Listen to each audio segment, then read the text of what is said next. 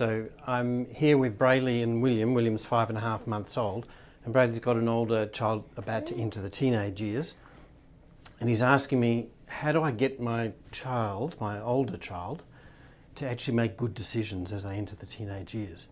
From this age up to the teenage years, we pretty well control the decisions they make. We give them very little limited choices.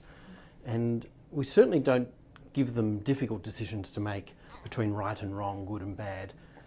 But when we get to the teenage years, then we're expecting them to make good decisions. And the challenge is we've not given them any training.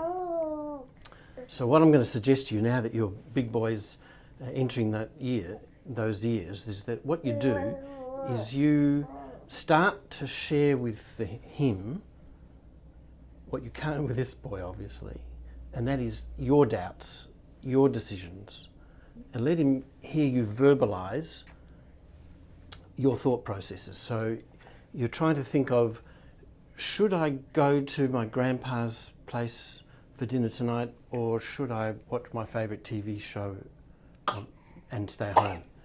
And you start to open up about those decisions, and he will start to realise that the world isn't just black and white, because in the early years you've presented it black and white. It's either right, you do this, or you don't. But when they get to the teenage years, we want them to actually debate it with themselves and come up with a good decision. They need to learn about that, so they need to hear you verbalising it yourself. So at 10, 11, you might start with simple questions, and as they get older, you might verbalise how you're going to think about, well, I want to have a glass of wine, but I have to take so-and-so to the airport a little bit later, maybe I shouldn't.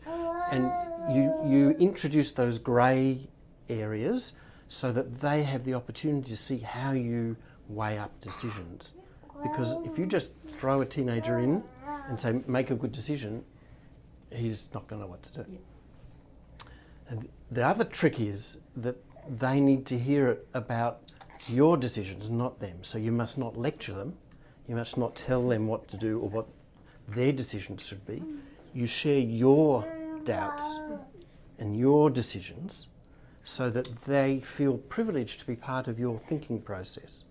And they learn by watching you and hearing you much more than by you telling them. All right? And then last point, don't expect it to work. It's going to take a long time. It's a process that you have to do over a number of years before it's actually going to catch up in their little brain. And then you have this magic moment where you hear them talking to someone else and you hear your words and your approach to preparing them for decision making coming out of their mouths. And then you think, it's okay. Put energy into praising them and encouraging them. And the things that they do well at, they will want to